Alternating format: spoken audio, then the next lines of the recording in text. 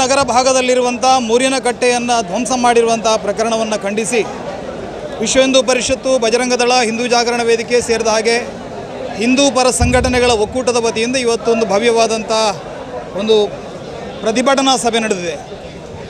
ಇದನ್ನು ಭವ್ಯವಾದಂಥ ಯಾಕೆ ಹೇಳ್ತಾ ಇದ್ದೀನಿ ಅಂದರೆ, ಇದು ಕೇವಲ ಬ್ಯಾನರಲ್ಲಿ ಅಷ್ಟೇ ಬೃಹತ್ ಅಂತ ಬರೆದದಲ್ಲ. 16,000 ಜನ ಬಂದಿದ್ದಾರೆ. ಹಳ್ಳಿಗಳಿಂದ ಜನ ಬಂದಿದ್ದಾರೆ. ಜನರ ಭಾವನೆಗಳಿಗೆ ಧಕ್ಕೆ ಆಗಿದೆ. ಕೇವಲ ನಮ್ಮ ಧಾರ್ಮಿಕ ಭಾವನೆಗೆ ಮಾತ್ರ ಧಕ್ಕೆ ಆಗಿರೋದಲ್ಲ, ಪೊಲೀಸರ ಮೇಲೆ ಹಲ್ಲೆಯನ್ನು ಮಾಡಿದ್ದಾರೆ.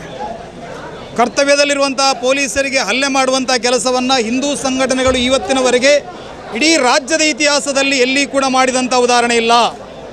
ಆದರೆ ಈ ಮುಸ್ಲಿಂ ಮತಾಂಧರು DJ ಹಳ್ಳಿ, KJ ಹಳ್ಳಿಯಲ್ಲಿ ಸ್ಟೇಷನ್ಗೆ ಬೆಂಕಿ ಹಾಕ್ತಾರೆ.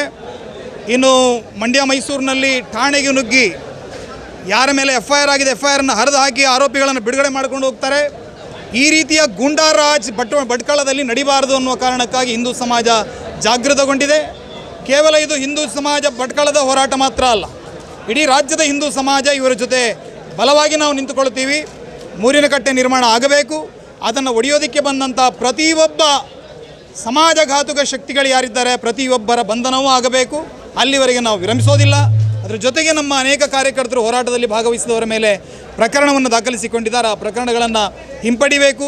ಇದರ ಜೊತೆಗೆ ಭಟ್ಕಳದಲ್ಲಿ ಈ ರೀತಿಯಾಗಿ ಕೋಮುಗಲಭೆಗೆ ಸಂಚನ್ನು ಮಾಡ್ತಾ ಇರುವಂಥ, ಭಟ್ಕಳದ ನೆಮ್ಮದಿಗೆ ಬೆಂಕಿಯನ್ನು ಇಡ್ತಾ ಇರುವಂಥ ಮತಾಂಧ ಶಕ್ತಿಗಳು ಯಾರಿದ್ದಾರೆ, ಅದು ತನ್ಜೀಮ್ ಇರ್ಬೋದು, SDPI ಇರ್ಬೋದು, PFI ಇರ್ಬೋದು, ಎಲ್ಲ ಸಂಘಟನೆಗಳು ಕೂಡ ಇವರ ಮೇಲೆ ಪೊಲೀಸ್ ಇಲಾಖೆ ಕಠಿಣವಾದಂಥ ಕ್ರಮವನ್ನು ಕೈಗೊಳ್ಳಬೇಕು ಅಂತ ನಾವು ಆಗ್ರಹವನ್ನು ಮಾಡ್ತಾ ಇದ್ದೀವಿ. ಇದೊಂದು ಐತಿಹಾಸಿಕ ನಗರ. ಇಲ್ಲಿ ರಾಜ ಮಹಾರಾಜರುಗಳ ಕಾಲದಲ್ಲಿ ನಿರ್ಮಾಣ ಆದಂಥ ಅನೇಕ ಪ್ರಸಿದ್ಧ ದೇವಸ್ಥಾನ ಇದೆ. ಗಂಗರ ಕಾಲದ ದೇವಸ್ಥಾನ ಇದೆ ಇಲ್ಲಿ. ಆದರೆ ಇತ್ತೀಚೆಗೆ ಆ ದೇವಸ್ಥಾನ ಎಲ್ಲ ಜೀರ್ಣಾವಸ್ಥೆಯಲ್ಲಿ ಇದೆ. ಅದನ್ನು ಜೀರ್ಣೋದ್ಧಾರ ಮಾಡಲಿಕ್ಕೆ ಹೊರಟಂಥ ಸಂದರ್ಭದಲ್ಲಿ ಹಿಂದೂಗಳು, ಈ ಮತ ಅಂಧ ಮುಸ್ಲಿಮರು ಅದಕ್ಕೆ ವಿರೋಧವನ್ನು ವ್ಯಕ್ತಪಡಿಸ್ತಾರೆ. ಹಾಗೆ ಅನೇಕ ದೇವಸ್ಥಾನಗಳಿಗೆ ಇವರು ವಿರೋಧವನ್ನು ವ್ಯಕ್ತಪಡಿಸಿದ್ದಾರೆ, ಈಗಾಗಲೇ ವ್ಯಕ್ತಪಡಿಸಿದ್ದಾರೆ. ಈಗ ಮೂರಿನಕಟ್ಟೆ ಏನು ತಾಲೂಕಾಡಳಿತ ನಿಗದಿಪಡಿಸಿದ ಜಾಗದಲ್ಲೇ ತಾಲೂಕಾಡಳಿತ ನಿಂತು ಕಟ್ಟಿದಂಥದ್ದು, ಅಲ್ಲಿ ನ್ಯಾಷನಲ್ ಹೈವೇ ಪ್ರಾಧಿಕಾರ ಇತ್ತು. ಎಲ್ಲ ಏನು ಕಾನೂನುಬದ್ಧವಾಗಿ ಏನು ಅವರು ನಿರ್ಮಿಸಿ ಕೊಟ್ಟಂಥ ಕಟ್ಟೆ, ತಾಲೂಕಾಡಳಿತನೇ ನಿಂತು ನಿರ್ಮಿಸಿ ಕೊಟ್ಟಂಥ ಕಟ್ಟೆಯನ್ನು ಇವರು ಆ ದಿವಸ ನಾವು ಹಿಂದೂಗಳು ಇಲ್ಲಿ 11 ಜನ ನಮ್ಮ ಬಂಧುಗಳನ್ನು ಕಳ್ಕೊಂಡು ಆ ಶೋಕ ಸಾಗರದಲ್ಲಿದ್ದಂಥ ಸಂದರ್ಭದಲ್ಲಿ ಆ ಕಟ್ಟೆಯನ್ನು ನೀವು 3,000 ಜನ ಸೇರಿ ಹೊಡಿತೀರಿ ಅಂತಾದರೆ ಈ ಹಿಂದೂ ಸಮಾಜ ಇದಕ್ಕೆ ಪ್ರತಿಕಾರ ಅಂದರೆ ಸುಮ್ಮನೆ ಇರೋದಿಲ್ಲ. ಈ ರೀತಿ ನಾವು ಕಾನೂನನ್ನು ಕೈಗೆ ತಗೊಳ್ಳೋದಿಲ್ಲ.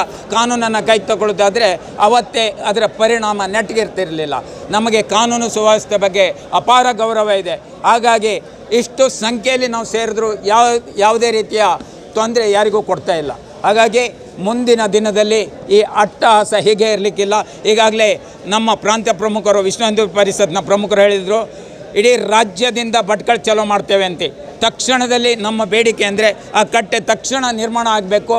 ಇಲ್ಲ ಅಂತಾದರೆ ಮುಂದಿನ ದಿನದಲ್ಲಿ ಉಗ್ರ ಹೋರಾಟಕ್ಕೆ ನಾವು ಸಜ್ಜಾಗ್ತೇವೆ ಅನ್ನುವಂಥ ಮಾತನ್ನು ಹೇಳ್ತಾ ನನ್ನ